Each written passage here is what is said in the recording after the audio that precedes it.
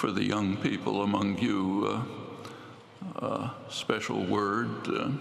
You'll be facing problems that have never arisen in the 200,000 years of human history, hard, demanding problems.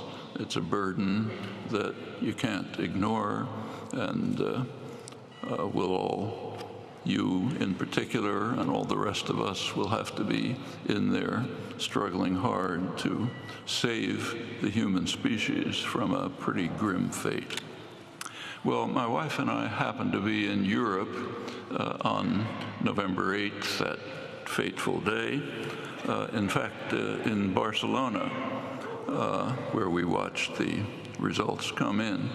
That had special personal resonance for me.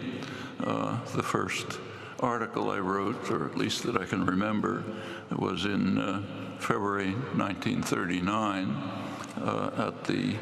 it was about the fall of Barcelona to Franco's fascist forces.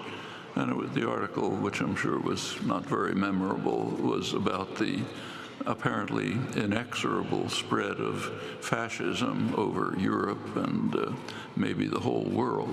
I'm old enough to have been able to listen to Hitler's speeches, the Nuremberg rallies, not understanding the words, but the tone and the reaction of the crowd was enough to leave indelible memories. And watching those results come in did arouse some pretty unpleasant memories, along with what is happening in Europe now, which in many ways is pretty frightening as well.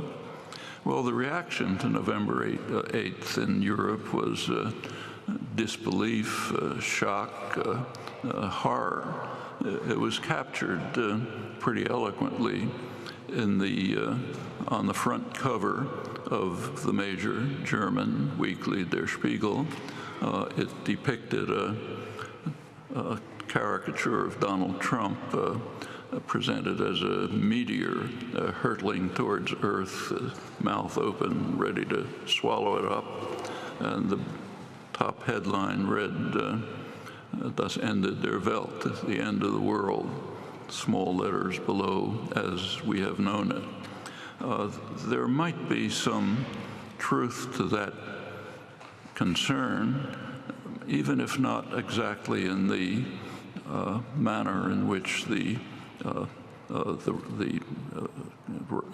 artist, the authors, the others who echoed that conception had in mind.